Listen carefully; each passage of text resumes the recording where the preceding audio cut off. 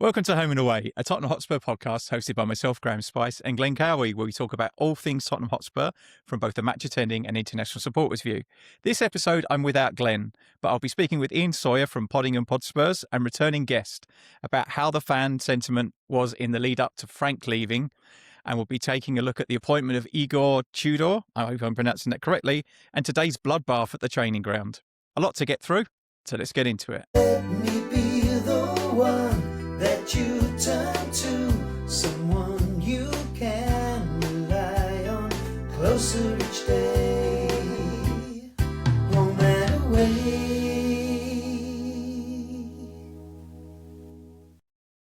Ian, how are you?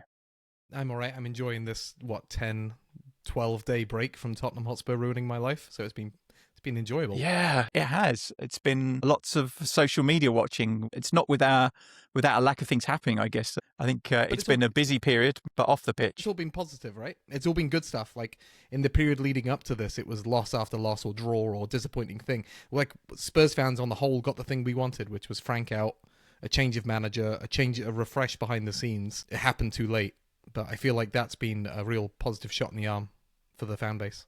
Yeah, I think, ironically, what I understand about the way that Paratici left is that he wanted to make a change in November, and that change was to bring in Igor Tudor. And in the end, he left because no one was listening to him, and they ironically did exactly what he was thinking about, but he'd already gone. So, very strange.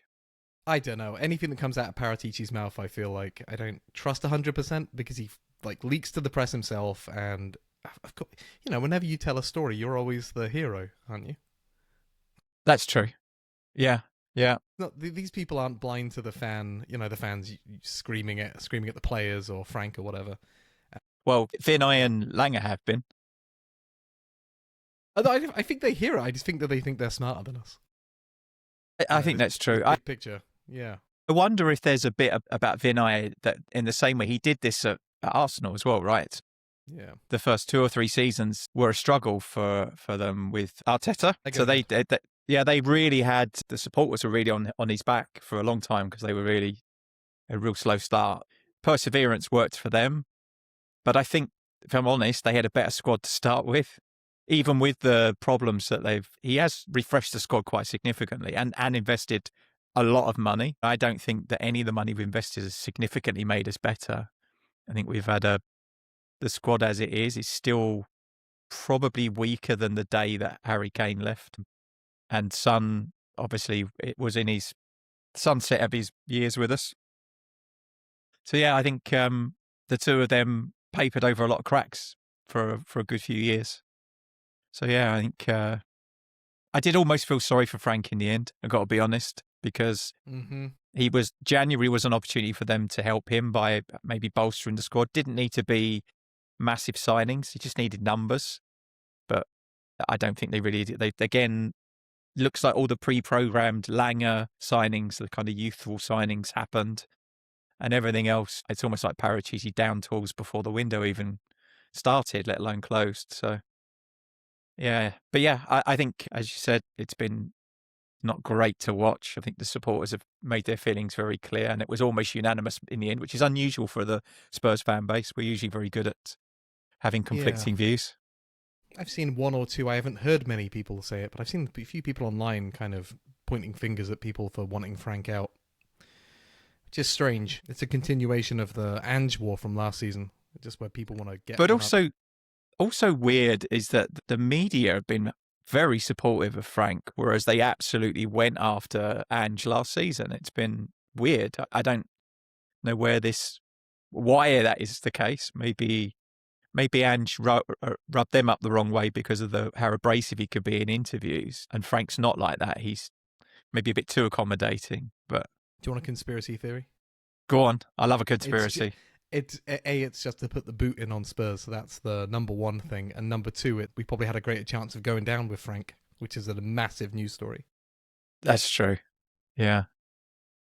Yeah. I can see that. And then last week was the other big thing last week, which was the Ange interview on the offside, which was it.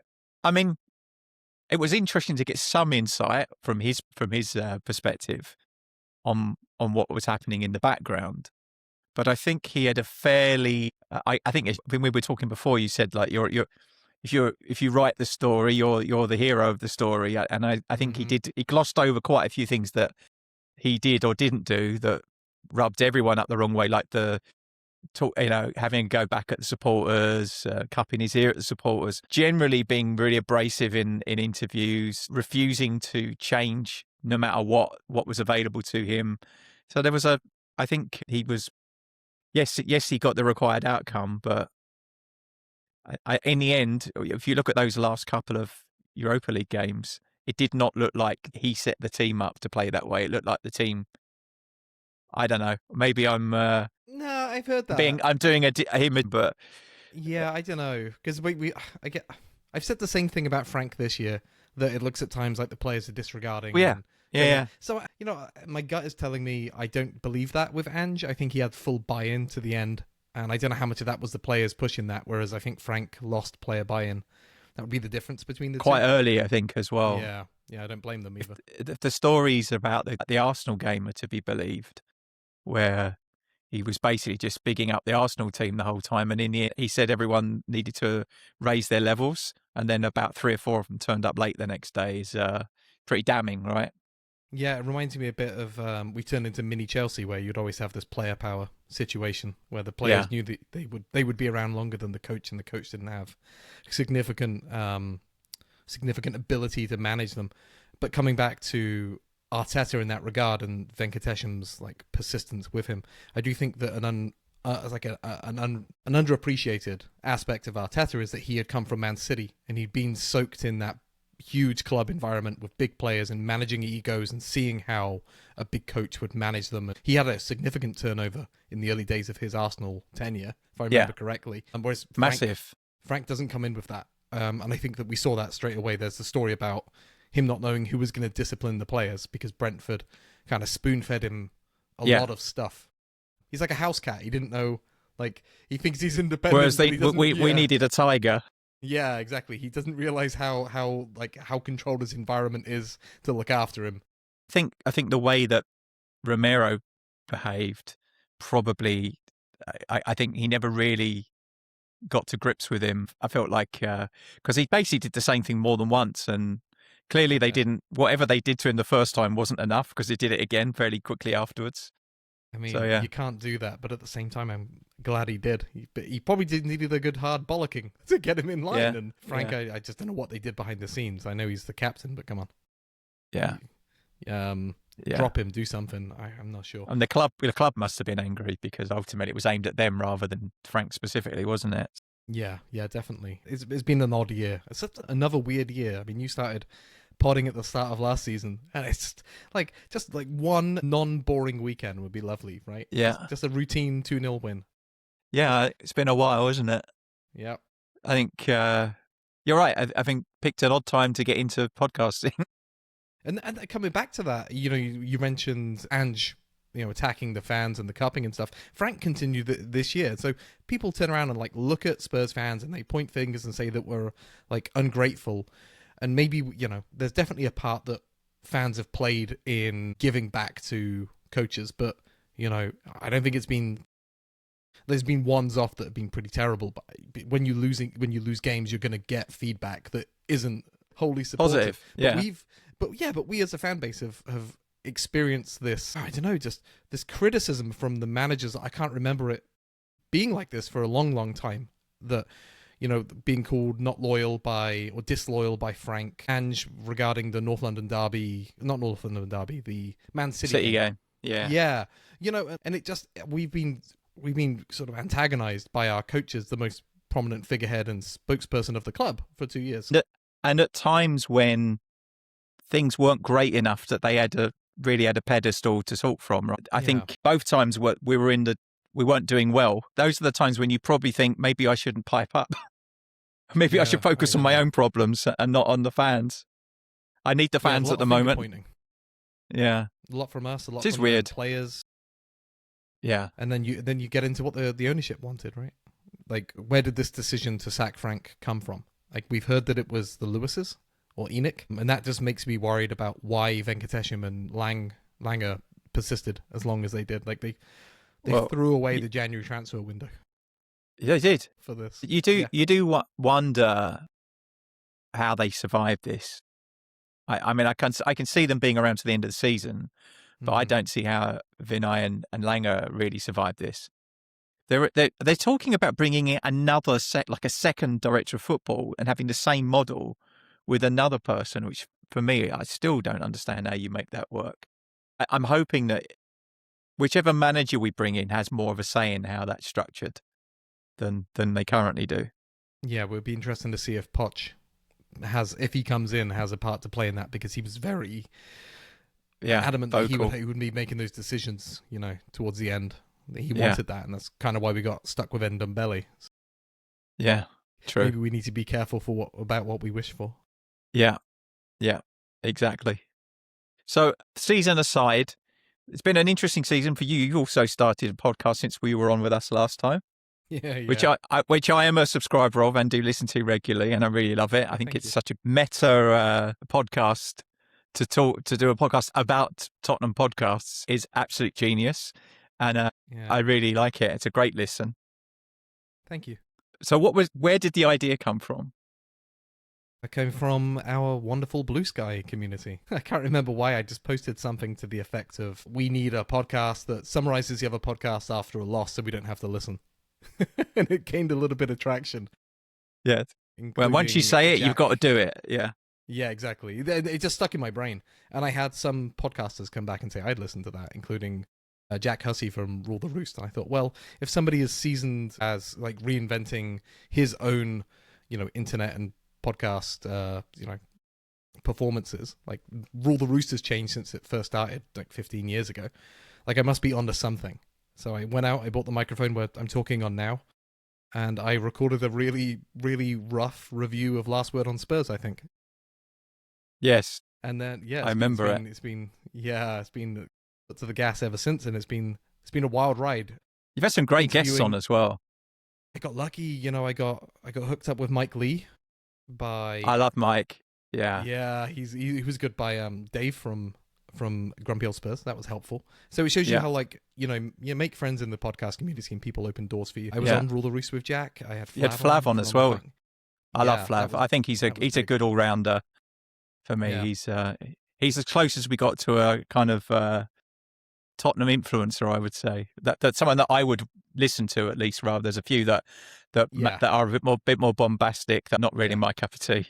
There's the YouTube community who's really picked up. Well, I'm kind of part of that now, but I'm not part of that. It's been a lot of fun. I feel like I've managed to evolve it from just reviewing a podcast at 40,000 feet into something much more boots on the ground. I found it's nice. If I tried it, sorry. No, sorry. Go ahead. No. It's just I feel like my skill set is much more in review and reflection than in immediate responses. So you get me behind the mic to talk about a game, and I feel like I don't do as well as when I've had time to sit and compile and digest other people's thoughts into like a big picture. And that's what I enjoy doing. It's nice though that you have that kind of helicopter view of how is everyone thinking about what's going on at the moment in the Tottenham universe, but also on occasion you'll have an episode where you'll drill in on something specific, that you'll have a thesis and then you'll have a discussion about it with somebody, or you'll go through the data, and I really like that aspect of it as well. I think that makes it really interesting. It keeps it and keeps it different. I mean, as you'll know from your podcast idea, it's as soon as you start going with it, you realize that there's a ton of different roads you can walk down. Like, it doesn't just have to be, in your case, like interviewing international fans about their experience on match day. You can get experts in. I think for your interview with the chap from, I want to say, Hong Kong on finances. No, David, yeah, that was like amazing episode. There's been some brilliant ones in there, but that one always sticks out in my mind as like, if you that's what you could do with the concept. It's really cool. I think recently we had Ben on, who was the Bundesliga. Yeah. That was quite interesting. Dortmund fan as well, but he was really interesting, and I've kept in touch with him. Interesting stuff going on there as well. But yeah, I like. It's been nice to have that. I've got a good one. Actually, I'm recording again after this week. It'll be a second episode this week. I have two people coming on from the Tottenham Hotspur Supporters Trust to chat with me. People doing important Yeah, it should be work. quite interesting. Yeah, I'm quite looking forward to that. So, also, was I going to ask you, how much? And I'm really interested because I listen to a lot of podcasts. How many podcasts and how much time do you have to spend a week to put together an episode? Don't tell my boss. So I think my record for like listening to a specific episode was somewhere in the 20s. And I listen to them at 1.5 times speed. I make notes. I'll listen sometimes to just a clip. Like I'll go in. Spotify has this really nice feature where it has auto-generated chapters. So when I was creating the Thomas Frank episode, like which was immediately out of date when I dropped it last week, I would go in and look for when there was mention of that, like of his tenure or something else, or the transfer window. I think that's what I was also zooming in on. So I'd go in and see like what were people's thoughts on the transfers rather than the game. So I'll try to narrow down my search, but I always try to listen to like friends who make podcasts. So I always listen into Home and Away for that reason. That's the Games About Glory, like people I like, because it's my show and I'll do whatever the hell I want. And that's the nice thing about it, right? Yeah. I always try to hit the big five which is whatever it is. Last Word on Spurs, Spurs Show, the extra inch, yeah. And there's one with Fighting Cock, and there may be one more that it slipped my mind. The Games About Glory. No, I do listen to the Games About Glory, yeah, but there might be a fifth that I listen to. So I always try to hit those because they have such a big cross section. View from the Lane, was that? Did you say that one already? Yes, there we go. View from the Lane. Yeah, I knew it. Thank you. Yeah. I think I probably cover most of those at some point or other. Not consistently. I tend to dip in and out. There are some of the ones that are on all the time, like daily. Yeah, just feels like they regurgitate, unless it's actual news where it warrants. There's some exchange from the day before, then I tend not to listen. But yeah, there's very few. I would say Spurred On is probably the best daily podcast because it does limit itself to 20 minutes. Barnaby does a good job of just coming and hitting you with something and then leaving, rather than trying to draw it out into like 3 hours of content. Yeah, it's like and and sometimes the links and the rumors are so tenuous that it's literally, that looks like they just made a load of stuff up on the spot. And so it's not really. I think that's the biggest problem for me, is that during those transfer window periods they can get a bit, and nobody knows what's really going on to any certain degree of certainty until it's either close or happening. So a lot of it's just noise, which I guess gets a lot of views and clicks, but not as much. Especially fun. Now, this January transfer window was especially sparse. But I think like Johan Langer has such a tight ship in terms of leaks that we got. Yeah, he's not very chatty, is he? He's not like Paratici, where we know exactly what's going on. Yeah, and I doubt Paratici was much involved this year. Quite no, frankly. I'm pretty sure he was on garden leave. If it wasn't so cold here, I'd have said he was on garden leave. But or he might have been, but in Italy. Yeah, exactly. But so I try to hit those big ones, and I always try to give smaller pods that other people don't talk about a listen, because you never know what you might hear, especially if it's one guy behind the microphone just going at it. Because I feel like it's nice to shine a light on places where people maybe have a blank spot, or you might find something new, or just it's a different voice, which when you listen to as much as I do, like it's in the car, it's at work, it's at home when I'm cooking, it's constantly going like a cacophony of insanity going through my ears at all times. But you just want to hear somebody new with a new point of view or a new way of phrasing things. I kind of like that as well, because if someone's relatively new, you get most of what they give you includes their lived experience, right? So it's all of the how they are as a supporter comes into how they form their opinions on it. So you get a lot of difference from like that. I also think the longer you do it for, and the bigger you get, the more formulaic it becomes. Mm-hmm. And it's like you could watch 3 of the big podcasts and they would all talk about the same things, all have the same variety of opinions. There's a lot of the same faces that show up on a lot of them.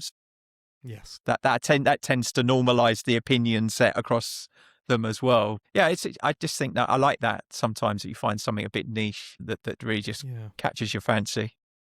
I keep meaning to graph that network at some point of people showing up on other people's pods, just to see it.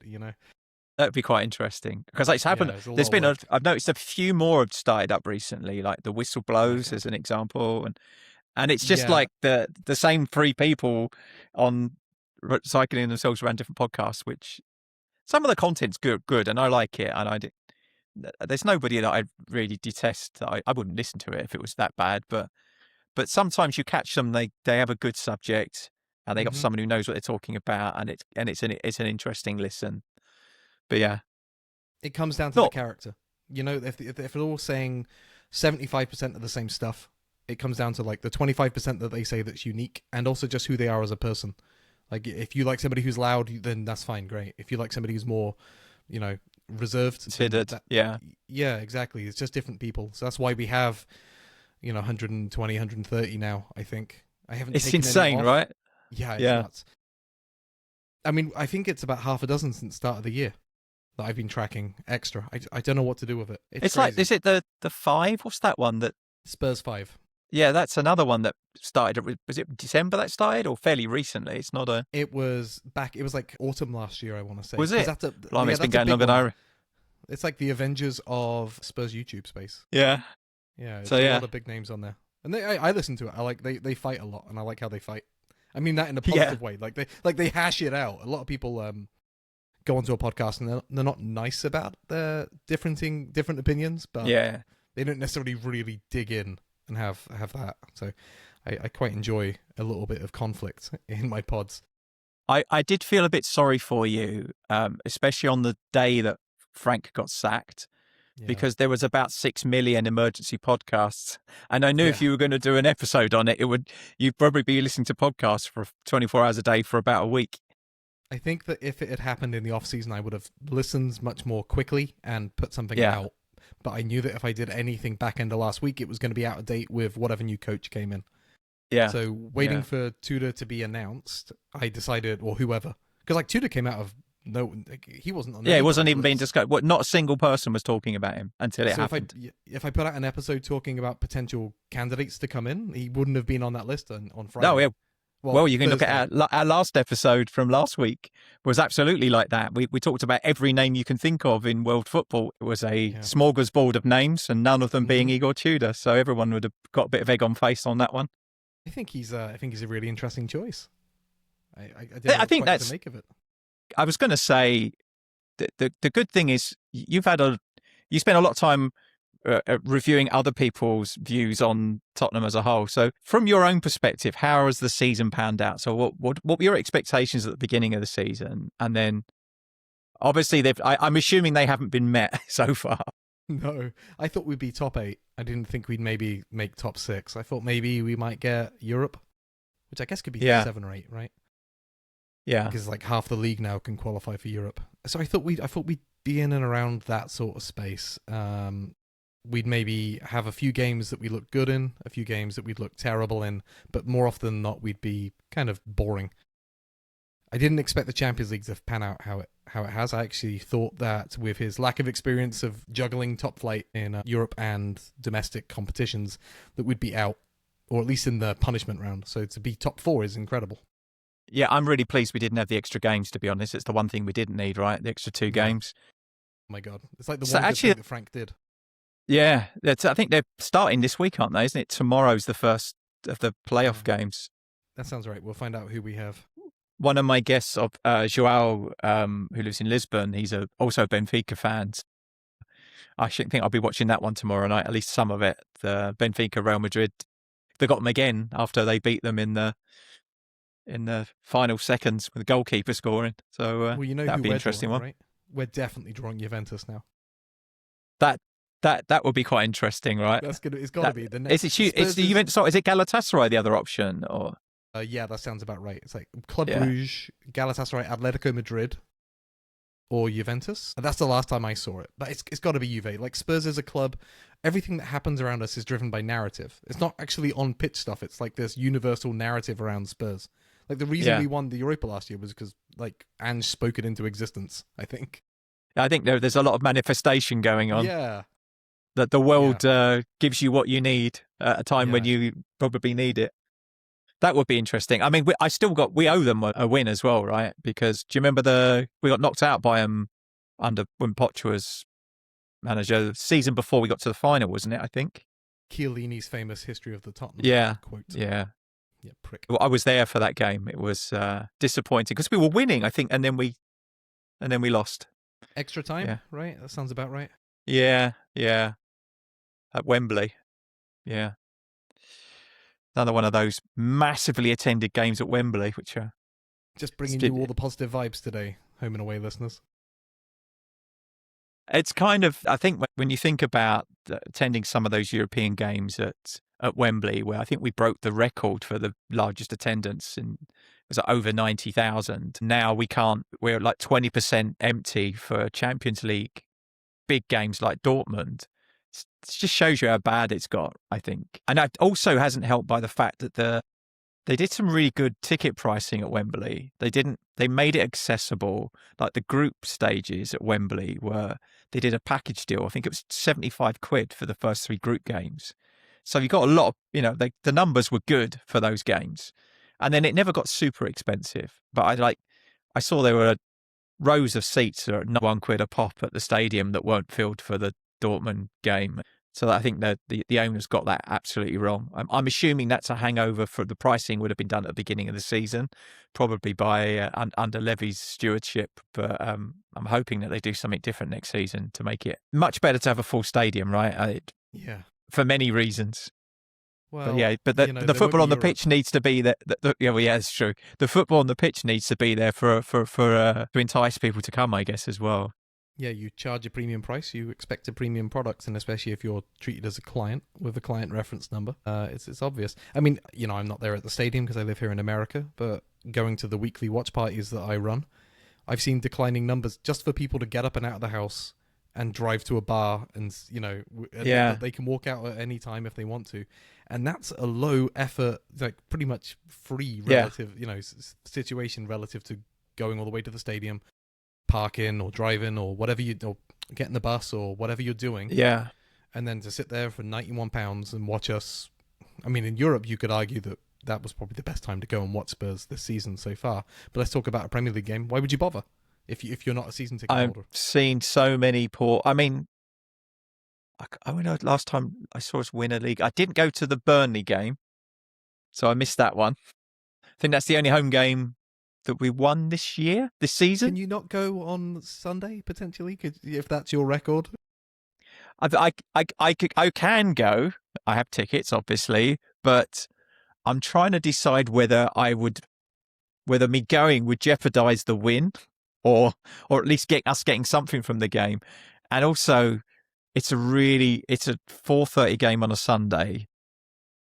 So it's finishing at 6:30, and I've got to get home at 6:30 on the evening. And I live the wrong side of London, so it's a commitment. But I feel like I'm going to go. I don't know. It's his first game. You want to be there undecided. For his first game. Yeah, I think that's the only thing that's really changed my mind more, I think. And I missed the home match last year because I was in Amsterdam for a work trip, so I didn't get to go. And I ended up watching it with the Amsterdam Spurs supporters because I know a few of them as well from previous years of working over there. But yeah, I'll probably go. I hate those games anyway. They're always horrible games to watch. Very rarely do we, even when we do well, we're never completely clear until the whistle blows, and they're really uncomfortable watches. Yeah. Yeah. I had tickets for it, and then I turned it down. I had tickets that came through my supporters club that someone else couldn't take. Well, actually, it was a clerical error on my part. I put in the wrong game, and we got 2 tickets.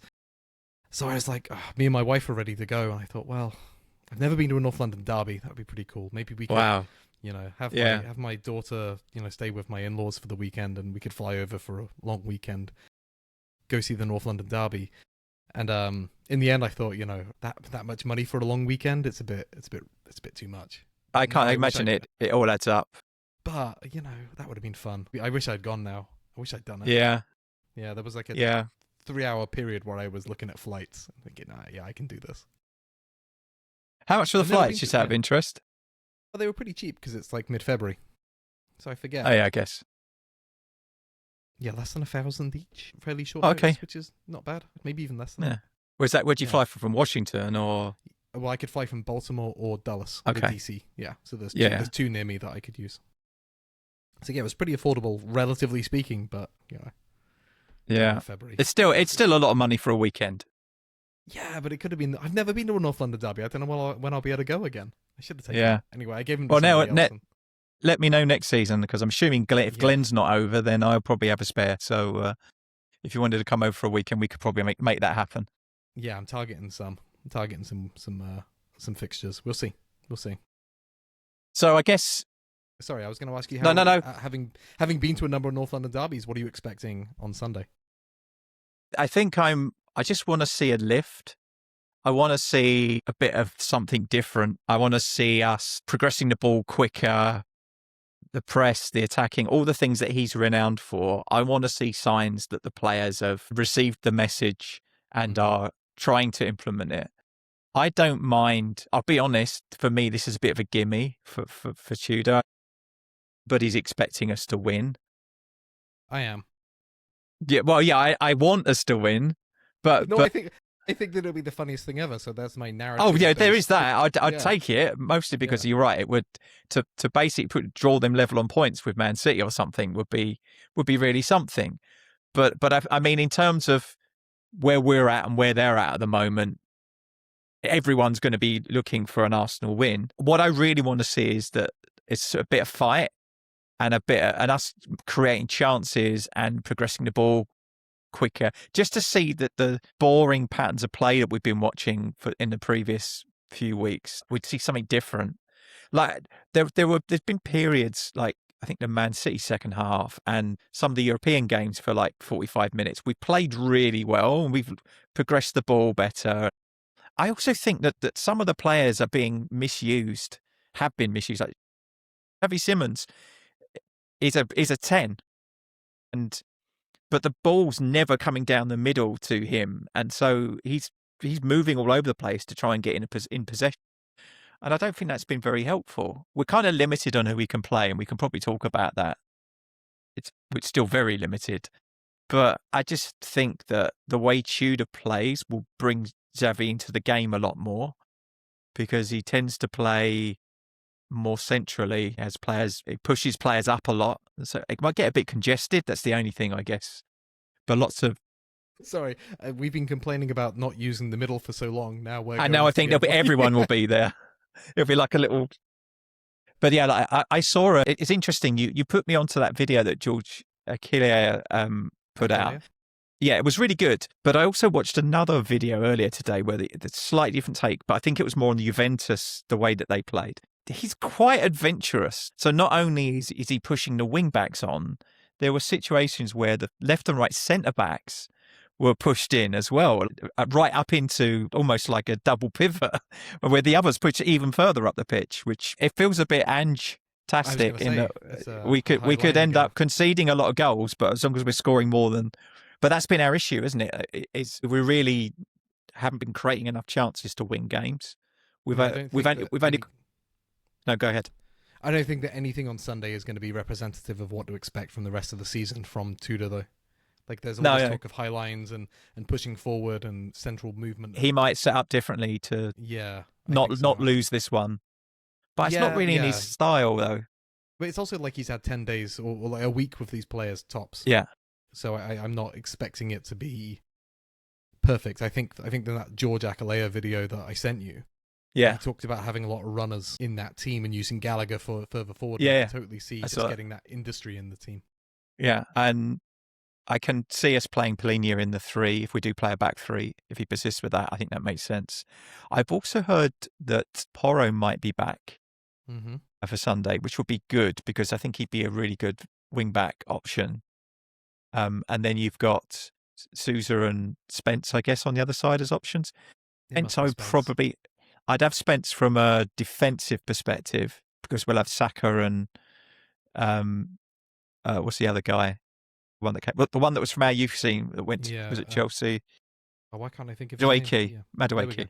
If they've got them coming down the side, I fancy Spence more to defend against them. But then maybe he wants Sousa for his attacking. To get in and putting crosses in because he is left-footed, whereas Spence is not. Might be an advantage that he might look to do. I don't know. I feel like it sends a really bad message to Spence in his first game if he doesn't start him. Honestly. Yeah, maybe. I've heard that Tudor's a really good man manager. Like he's very good at. That's interesting. we need that, right? We absolutely need But yeah, that and belief not being instilled. it's not. It's a combination of arm around the shoulder when needed and kick up the backside when also needed. Yeah, And there's a so few of them that needed. Some needed one, some needed the other. Sousa will probably get minutes, but I can't believe he would start a North London derby under a new coach who's going to be looking to, like you said, lock down that wing. Or maybe he will. I think Tell loses out this time Yeah, I think so again. too. But I heard he likes to play sometimes with two up top or something. So yeah, but I think he's played with Kalumwani's played for him before at Juventus, so I think he probably has built a level of trust with him. We might see more out of him, which would be good because we haven't seen anything out of him so far. Yeah. We might see something out of him. Yeah. It's not hard. He's some of was it the Dortmund game where I think he was through and he just didn't run after the ball. Yeah, I'm very disappointed with him. I think if we go back through my episodes, you'll find me saying when he signed for us, I thought he would be our top scorer this season. So I'm beginning to regret that. Well, he should have been. He's just been. I mean, he's had a really bad Spurs career, not just because of putting goals in the net, but how many awful injuries has this poor lad had in a short space of time? He started injured and he'd never been injured before, and he's come to Tottenham and we've just got him in pieces. Yeah. So I think we've all seen all the videos about how aggressive, high press, all the things that he likes to do. So I just want to see something that gets me out my seat as well. I think that's been missing I've been sat there semi-comatose. Look, when your phone starts getting more interesting than what's on the television, that's usually a bad sign, right? Yep. We have people who sit there and they knit during games, and they do. I've started Funnily enough, kids colouring. I've had one of those knitters sat in front of me in the stadium before. I mean, it's a good idea. I got nothing against it. I think it's brilliant. No, exactly. But, that you see that they do a little bit extra during games recently. It's been like a Doctor Who scarf. Yeah. And obviously, I think the current injury list doesn't help. Doesn't give him a lot to play with, really. And I don't see any significant improvements in that likely till probably end of March. We start to see some players back. So maybe we see Porro back. I don't know about Udogie. I don't know when he's Danso. I've heard stories that he had busted a tendon in his toe. Yeah, it's like turf toe. And I don't know if that's a long term or not. It feels like it should be long term, but you could just bind it all up and stick it in a boot. It's probably all right. Yeah, how many injections can we give him? Yeah, exactly. I mean, he's built out of granite anyway, so he'd probably be all right.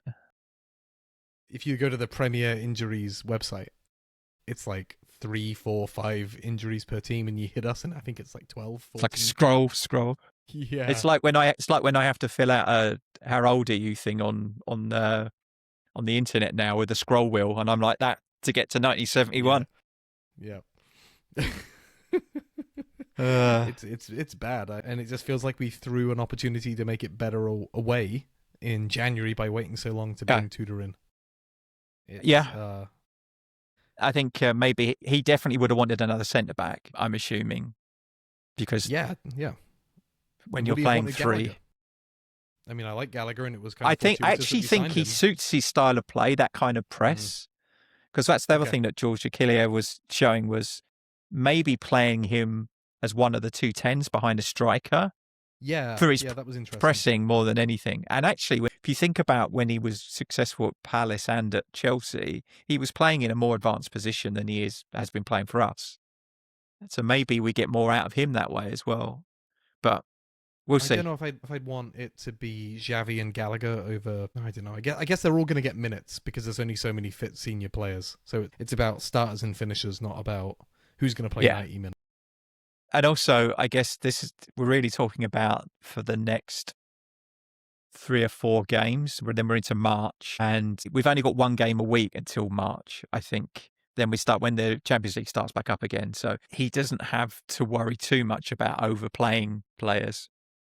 They'll have a full week between matches to recover and recuperate. Yeah, there's no 1 game where we have a Tuesday after a Saturday in that period. Oh, really? Yeah, maybe. Is it because it like European? Is it some? Sorry, not European. Is it some international FA break Cup or something? Yeah, there's an international break coming up. I can check our schedule, which it makes great content for you. But I'm pretty sure that I saw on my calendar something Could be right. to that effect. Yeah. Let's just move on. I'm Yeah. gonna sit and grab my phone out. I can't get it quick enough. That's okay. But yeah, you're right. That's a good point. I think he'll need that training time, between games with the players, that chance to instill some confidence in them. Because I was listening to Flav talk. I think it was Flav on the lab talk to a guy who was like an Italian Serie A expert, and he was talking about his ability to build up players and how he came into a situation at Juventus where the players were being told that they weren't good enough, and et cetera, et cetera. And I was like, my God, this sounds like the Thomas Frank situation, where you've had these players being told that they don't deserve to be in the Champions League, that they finished 17th last season, and basically what Tudor came in was not a hype man necessarily, but he came in and told them, hey, you're excellent players, you can do better than this. And it just, I don't know who decided on Tudor. There's been the jokes that Paratici wanted him and they just went with whatever Paratici wanted. Maybe we should give some credit to Langer for sort of identifying him as a potential option. But he does feel very perfect for this moment for Spurs in a way that I couldn't have anticipated last week when Frank went. I think that's it. It's only when you look at his history and the kind of roles that he's taken, and he's done this kind of thing several times, right? It's like he's like a in case of emergency break glass kind of manager. He seems to have made a good career out of it. It hasn't stayed anywhere for any significant period of time. It kind of, I guess, maybe all the hype wears off after a while in the dressing room, and they stop. Maybe they stop listening, or I don't know. Maybe I don't. It doesn't matter. He's only got to get us to June, and he needs to get us at least another 9 points, and then anything on top of that is window dressing, as far as I'm concerned. Just for some context, I think the last 12 games we picked up 10 points. So worst case scenario, just do what we're already experiencing. Yeah, and we'll probably that's pretty good. Be okay. Consider it doesn't feel like that, does it? That's the weird thing.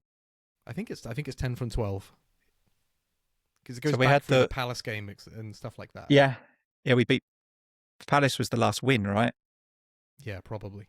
And then we had one in January, which is the Man City, or was that this month? I've lost track. Yeah, I don't know.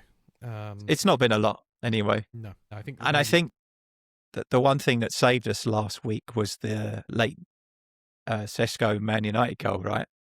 Otherwise, we'd have been 3 points off bottom, not 5. So I think I said to Glenn last week that I don't think Sesko buys a pint again in North 17. I think whenever he's in town, drinks are on us, because it could be the difference between us going down or not. And that's what worries me is you look at if you're a seasoned Premier League watcher, you know the characteristics of a team that pulls himself out of a relegation fight. West Ham are showing all of those signs. They've signed new players. Yeah. They're putting together wins over relegation rivals. But I look at us and I think we're doing the opposite. We didn't sign anybody back from Gallagher in January. We're on a losing streak that we can't turn around. We didn't sack our manager soon enough. And we're losing to relegation rivals in West Ham. Yeah, we don't have that many of them left, do we? We got Forest. I think we still got to play. It's the only one. But I also think Forest might be in trouble. I hope so. Because, let's be honest, if you wanted someone to keep you up, Dyche would have been the guy. And I don't understand that. For me, it's a crazy decision to get rid of him at this point of the season. He would guarantee they would be in the Premier League next season. You might not like a nicer club. Yeah, you might not like the football, and I'm sure it's not particularly attractive to look at, but you get to a point in the season where things are going so badly. I think if someone had said Sean Dyche is coming to manage Tottenham to the end of the season, I wouldn't have liked to watch the football, but I would have thought, well, that's a sensible move to try and get us to the end of the season and pick up enough points. And you would think he would do that. So yeah. But with now they've got. Mind you, Perret did save Wolves last season, didn't he? Yeah. And then he got sacked. But I mean, the players have now. That's the fourth voice that those players have heard in the space of a season. It's just demoralising, I think. Must be a bit tedious, like constantly changing. Everything changes every couple of months. So yeah, I mean, it must be. We need that 6-pointer. Think about what Gibbs White must be thinking after all of the shenanigans in the summer. Yeah, poor guy. Never mind. Yeah, right. I feel for him a little bit because I imagine he was somewhat. I think he was bullied. Signing it. Yeah, and exactly. his wife was having a bit of a difficult pregnancy, and there was a lot going on. I think he wanted to come to us, so I've got no ill will towards Gibbs White, as long as he doesn't score against us in early April. Yeah, I think also, though, the biggest problem with that transfer is I don't think it took us a long time to recover from him not coming. It's almost like he was the missing piece in the jigsaw. And once it didn't happen, we seemed to fumble around in the transfer window for quite a long time before we ended up with Xavi. It was a month, and I think, wasn't it? Yeah. And so everyone was like, well, do something, do anything. Yeah. Yep. So that's been the story of the season. Do something, do anything. Yeah. Change something, buy somebody, do something. And I think that, ironically, I felt like Frank gave the lesser teams too much respect. Like we set up to nullify teams that we should have been trying to steamroller, and that we had better players and we should have imposed ourselves on those games better and gone out for the win rather than playing not to lose those games. And then you set up differently for the big games where you maybe need to defend a bit more and then maybe take your chances when you do get them. But actually, if you watch the style of play, it's very, very much the same. It's that the ball goes out wide. He's always feeding the wings. And so you could almost, which is not that different from, apart from starting a lot deeper, it's not that different to Postecoglou, really. He was also get the ball out wide and cross the ball, but it was more cutbacks than sort of like direct crosses. It was cutbacks into dangerous zones rather than like speculative hoofing it into. But it was still a lot of wide play. Yeah. Ironically, it was wide play, but he didn't have the wide players to play it. He had, apart from his son, was kind of on a downward trend, and yeah, I mean, and then with Johnson scored a lot of goals, but he was pretty ineffective as a wide player. Yeah.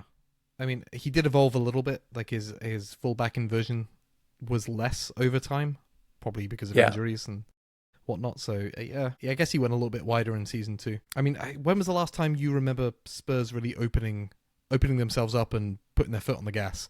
Like the women won 7-3 against Villa on the weekend. I can't remember the last time I thought that Spurs. I guess that Southampton game in Postecoglou's. Yeah.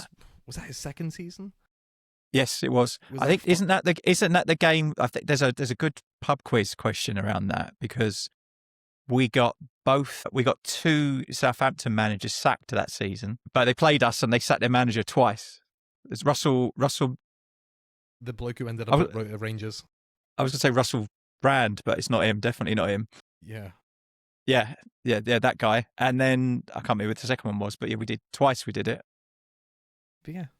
But Spurs have always had that in their makeup, is the ability to just really stomp. There's a lack of ruthlessness, right? Yeah, it just feels there's no ruthlessness in it, like just to go for the throat, like just to get yourself in a position and really. And I just think that there's been a lot of times where players are queuing each other up to score, but no one wants to take the shot. It's just like too much passing around and trying to score the perfect goal, when sometimes I think you just need to shoot more often, get shots on target. It's not been happening. You can look at the shots per game is so low. And in a lot of cases, it's the home games where we've been worse. The Villa game's a good example where we did not look like the home team. And that's been the case in a lot of games this season. In a lot of cases against teams that I don't think have got better players than us as well. Yeah, I know. I feel that's the cognitive dissonance of being a Spurs fan at the moment, is you see the performances and you think, well, this team must be awful. And then I look at the players and I think, but I know that they're not. Yeah. If you can get them performing, halfway between where I think they are and where they are, then we'll probably be okay. And it's when you think a lot of our goals this season have come from our centre backs. I think they're after Richarlison, I think they're the 2 next top scorers. Yep. It says a lot about the midfield players and the other attacking players. I just found the focus on set pieces so early to be mind-numbing. Like, all about marginal gains, but what are our marginal gains over? It's not marginal gains over finishing 4th. That wasn't the football level that we were playing. We didn't need to go from 17th to 16th. We needed to go from 17th to 8th. Exactly. And you're not getting that through long throws, are you? Yeah, you're not getting it through marginal gains. Long throws, which we found in the Chelsea game, you can defend against pretty easily if you put 2 of your forwards on the halfway line. Yeah. So Yeah. it was not great. Good luck to him. I mean, I turned pretty sour against him, got pretty angry against Thomas Frank towards the end. And I like you, both you and Glenn. I've two of the more level-headed people that I know when we fairly circumspect about football and don't tend to get too excited one way or the other. But actually, was quite surprised at how angry people got in the end, and I felt it as well. But sometimes I lean on the people around me who maybe I think am I just being unreasonable, and I look around and like everyone else is like it as well. I'm like, okay, so I'm not being unreasonable.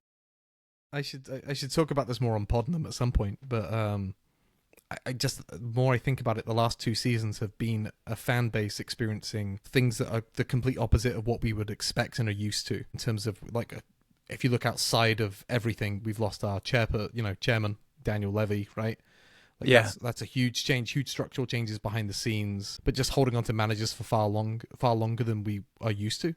Like even in Ange's second season, around the January-February time, you could have made a very strong argument for doing what we did this season. Yeah, absolutely. So we were in this situation where we were pushing through the point where we would have normally experienced a managerial change. And I think you saw the fan base crumbling a little bit. Without the Europa League run, Ange's gone in January, I think.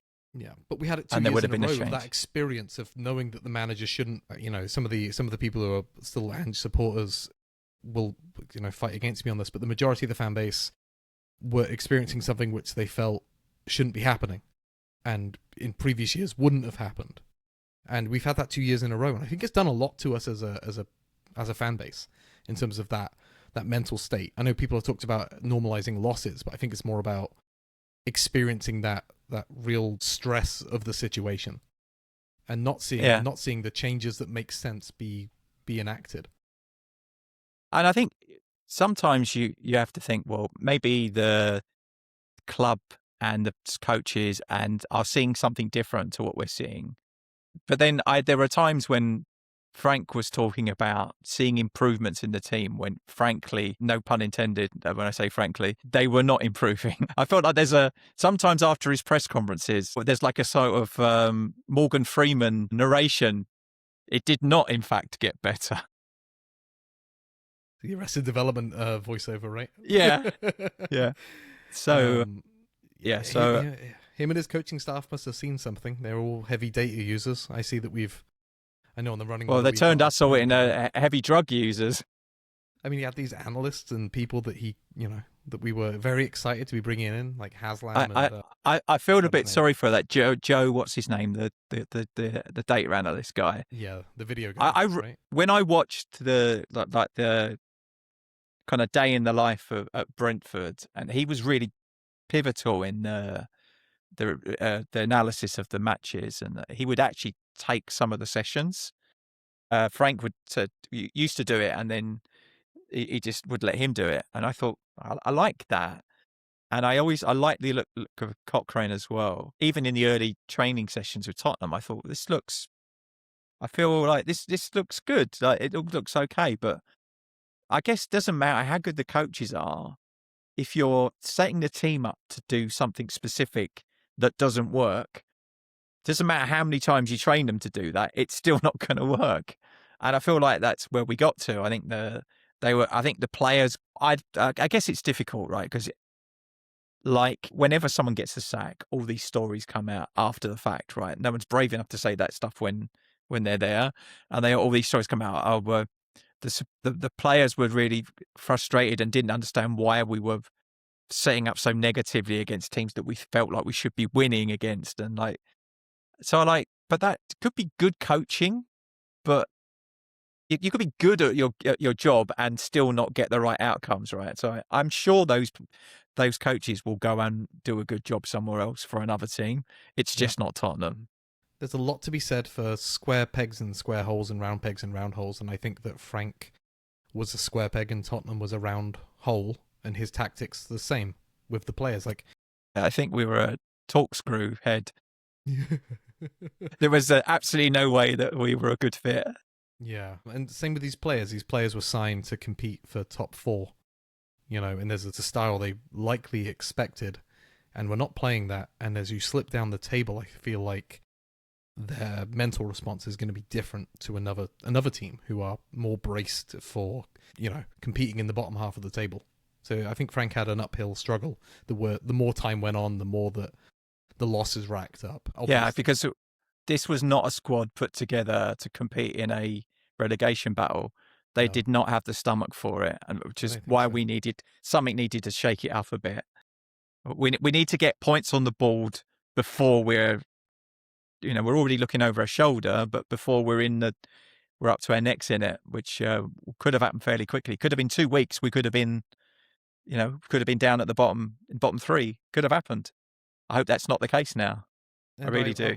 I'll point people to remember what we heard about Frank when he first came in, because there was a lot of positivity. There was a lot of that excitement about a new coach and improving players. And we're hearing it stuff again with Tudor. So just, temper the enthusiasm. A little grain of salt, because this is what always happens when somebody comes in. The hype machine and the YouTube and podcast space come in and create content where they're saying, well, this guy is great, he's done this at Juventus, he's done that, he's built the players up. I was watching a TalkSport video earlier, and it was a guy who used to play for us in our academy, William Troost Ekong.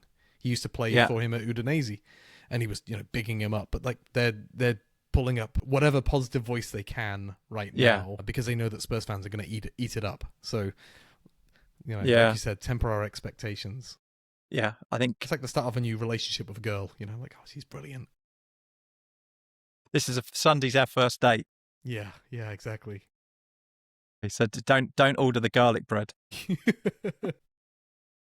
So I guess that we shall see. I think another interesting week in the Tottenham sphere. I guess it's what a season again.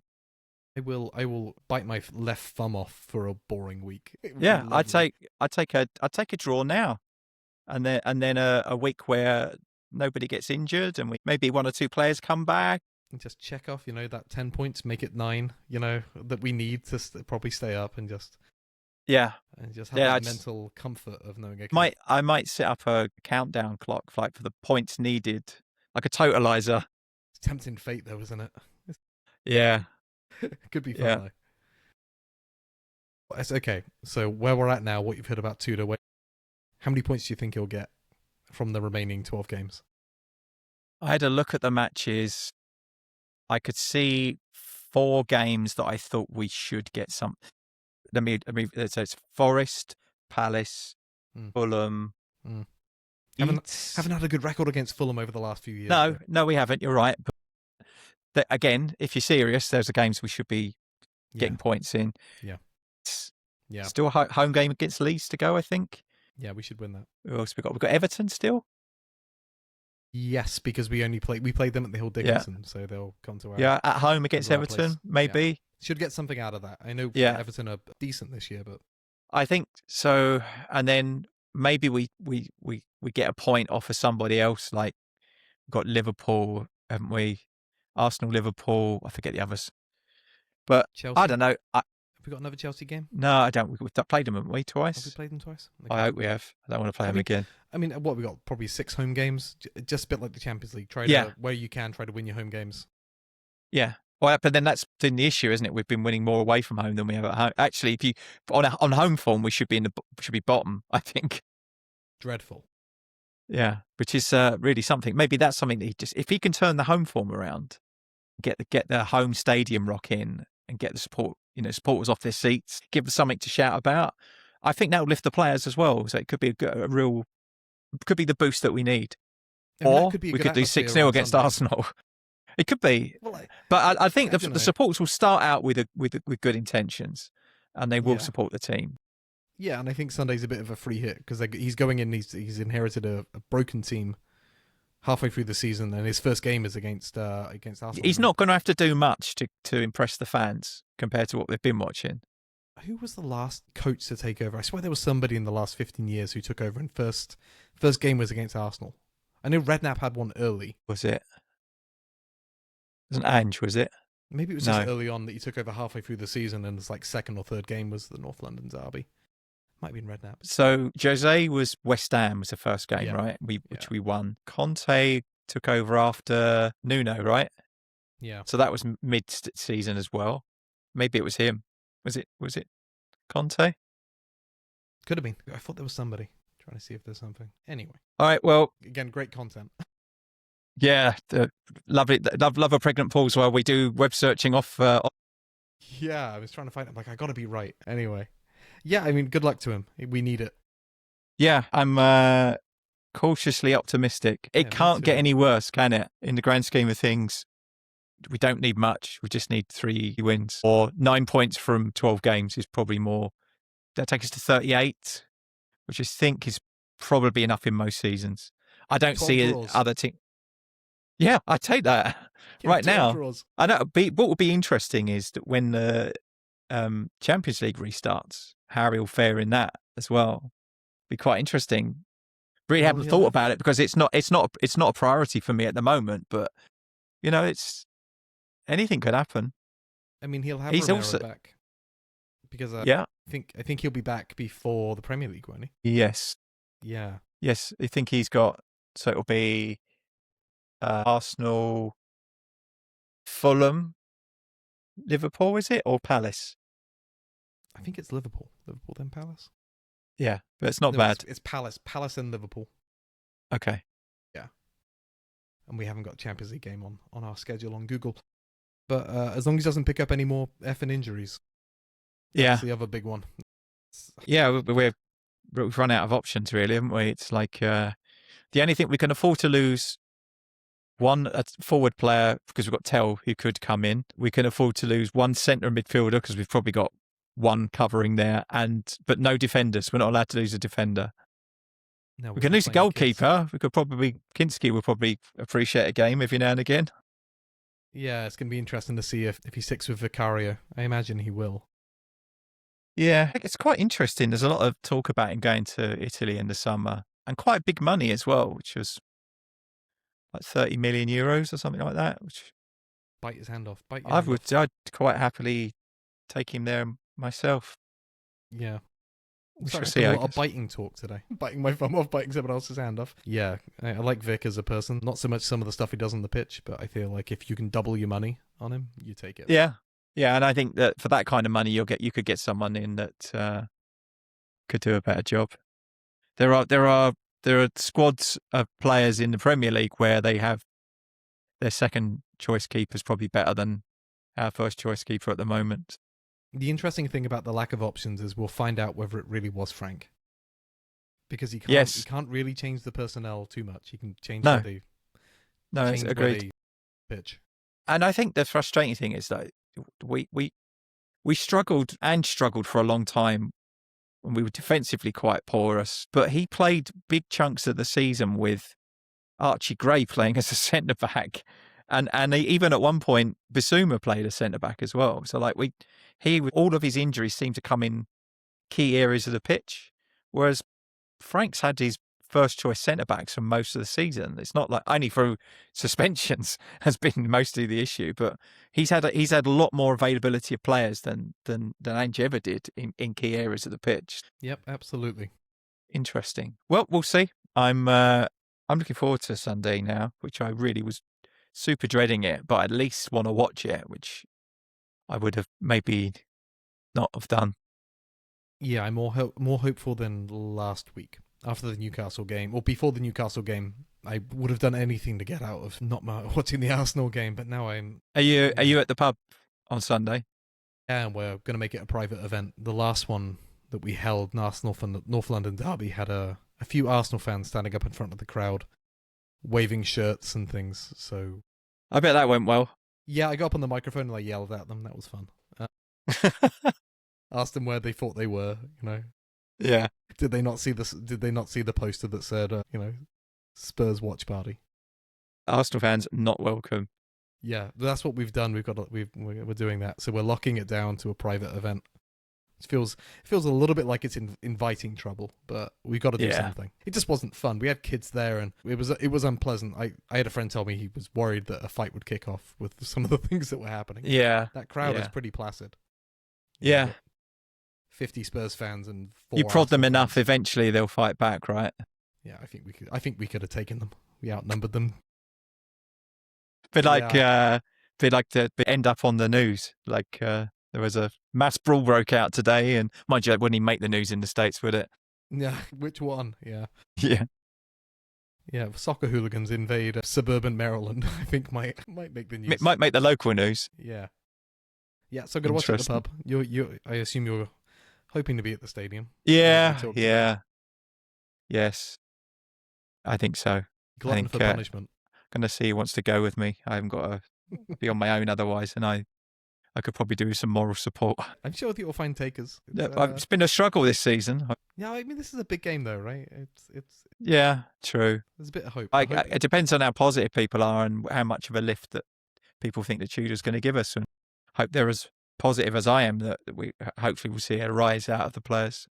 Yeah, I'm going to be interested to. I think I'm going to save any kind of analysis on Tottenham until next week to get like a before and after North London derby comparison. Yeah. I'll be interested to see how that changes, like whether we do get some more excitement. I'm probably going to do I said we've got another session tomorrow with the guys from the Supporters Trust, so we're obviously going to talk a bit about the trust and as well as what's been going on around the club, which I'm sure they've got some views on. And also to talk, it's nice to just talk to them as supporters as well, because ultimately that's what they are about the match on the weekend. So I'm quite looking forward to hearing some other views on the game.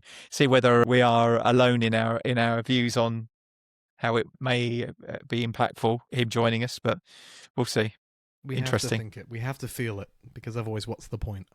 Yes. Yeah, I think that's the problem this season. I felt numb a lot of the time rather than I could take feeling angry or sad or happy, but like just to not feel anything has been really, really bad. I think it's been one of them seasons I've really struggled to really get enthusiastic about any of the matches, the home ones especially. When you know you've got to do 4 or 5 hours of travelling, pay a lot of money to get to the stadium and then be served up what we've been watching this season has been a slog. It really not has. Even a fight, not to do all that and not even see a shot on target in the first half of a game is criminal. Yeah. So the amount of empty seats around me most of the season has been notable, really. I'm surprised that wasn't notable to the higher ups within Spurs sooner, because the only thing I can think of that changed mid-season, I was quite vocal about it in the summer because I think a lot of people missed it under the headline was season tickets prices remain unchanged, but all of the little things they did underneath the hood were actually worse. Like they changed it so that if I sell my ticket, I get 1/19 of the ticket price from the exchange. So I get £55, I think it is. But then if it's a Category A game, they sell my ticket for £81 and they pocket the difference. Mm-hmm. So they basically sell my ticket twice. So that annoyed me. And then they did the thing where I couldn't give my ticket to another supporter that didn't have a membership. So like it used to be, as long as you had a CRN number, I could transfer a ticket to you. So if you're in my friend network, I could just send you the ticket. So I could find people who would take the ticket and I could transfer the ticket to them, and then we'd make a financial arrangement outside of the ticket exchange, which is great because it means I could offer it for less money than face value if I really wanted to get rid of it, and I would usually be able to sell it on. So they've stopped that, but halfway through the season, they brought that back so that now you can do it 3 times a season. So they kind of relented a little bit on that. And I wonder if it was to do with the number of empty seats in the stadium. I can't remember the last time I saw any Category A game go on general sale like we have. I think I've seen North London derby tickets. Yeah, nearly all of them have this season, haven't they? Yeah. Insane. I think there was even general sale tickets for Sunday, which is insane. Yeah, I think I saw that too. Yeah. I imagine they've been snapped up now. Yeah. I'd imagine as soon as Tudor was announced, they probably like, right, I want to be there for that. I don't fully understand the One Hotspur membership anyway, if I'm honest. Like it's pretty expensive. And it is. It didn't used to exist. $50 and £50 or whatever, and you might go once or twice a season. It's criminal. And it's become a barrier to entry for people to go and see a game in a season, right? Because if you need a membership, you've got to pay £50 or £45, whatever it is, and then you've got to buy a ticket. And that's just to get in the stadium. All of a sudden, you're buying like a VIP price ticket, effectively, aren't you? It's nuts. Yep. Yeah, I think that I'm hoping that they rethink all the ticket pricing in the summer, because I think it's more important that they fill the stadium. It must affect their revenue off the pitch, like in the stadium, like the amount of beer and burgers and pies that get bought must be down 20% because there's 20% less people in the stadium. But then again, those 20% less people have to drink 20% more to, to make up for it, but because of how bad the football's been. Yeah, exactly. I guess Maybe that's the plan issue all along. is a lot of the empty seats are season ticket holders who haven't gone, so they've already paid for the ticket as well, right? So the issue here is actually bums on seats rather than money in till. Yeah, and what they really want So, is the people who go 1, 2, 3, 4 times a season, make it a trip. They go in, they want to drink at the bar, they want to go to the shop, like they want to spend that money. Not the regular season ticket holders who go to the pub around the corner and walk in the stadium 2 minutes before the game starts. Yeah, because they don't want to give them any more of their money. Yeah, as they should. But it's also a better atmosphere. Yeah, I expect that they'll just freeze season ticket prices. Well, you would hope they do something to, like, apologise to the supporters for all the crap they've had to watch this year.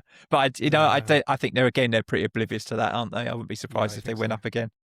Yeah, exactly. It depends. It depends whether or not they can announce Poch if he's coming in before or after renewals. Yeah, that would be a big one. Yeah, that'd be big.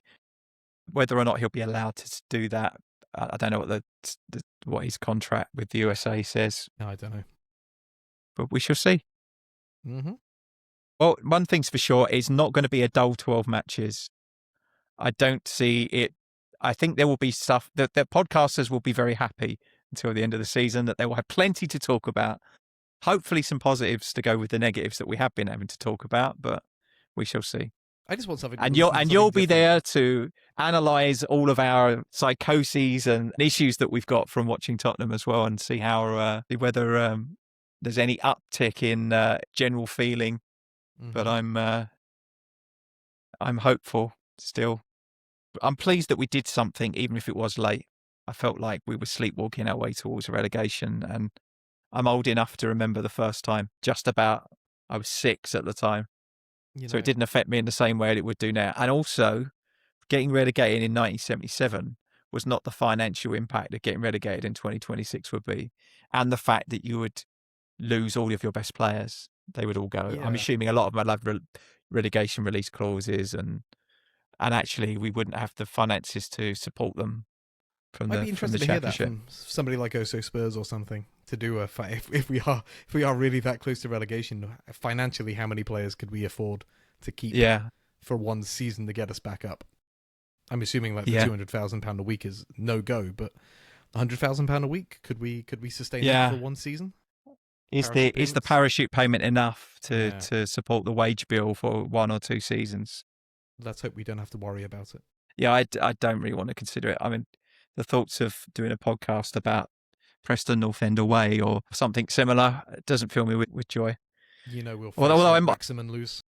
Might get to go and see more games, away games, which would be that's the one thing I really want to have a conversation about, away fixtures and the ticketing and the loyalty point system, because I think there are a small number of people with all the loyalty points going to all the away games, and that there are large percentages of season ticket holders who just never even get a sniff.